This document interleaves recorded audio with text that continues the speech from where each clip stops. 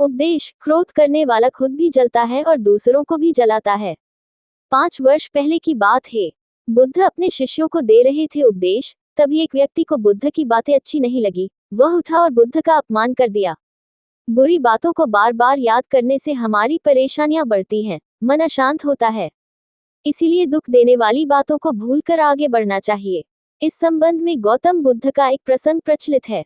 गौतम बुद्ध अलग अलग क्षेत्रों में भ्रमण करते और अपने शिष्यों को उपदेश देते थे। एक गांव में वे उपदेश दे रहे थे। बुद्ध ने कहा कि क्रोध ऐसी अग्नि है जिसमें क्रोध करने वाला खुद भी जलता है और दूसरों को भी जलाता है। बुद्ध के प्रवचन सुनने के लिए बड़ी संख्या में लोग वहां बैठे थे।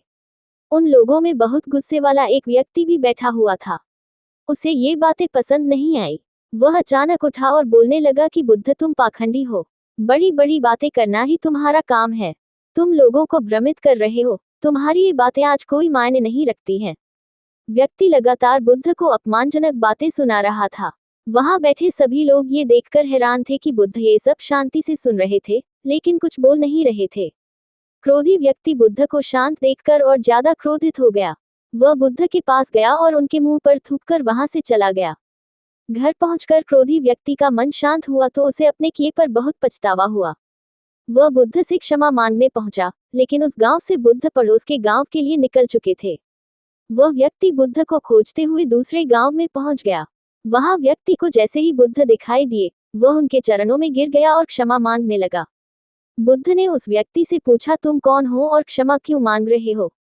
उस व्यक्ति ने कहा, क्या आप भूल गए? मैंने कल आपके साथ बुरा व्यवहार किया था, आपका अपमान किया था। बुद्ध ने कहा, बीता हुआ कल मैं वहीं छोड़ आया हूं और तुम अभी भी वहीं रुके हुए हो। तुम्हें गलती पर पछतावा है, तुमने पश्चाताप कर लिया, अब तुम निष्पाप हो गए हो। बुरी बातें याद करते रहने से हमारा आज बर्बाद हो जाता है। इस आदत की वजह से भविष्य भी बिगड़ सकता है। इसीलिए बीते हुए कल की बातों को भूलकर आगे बढ़ना चाहिए।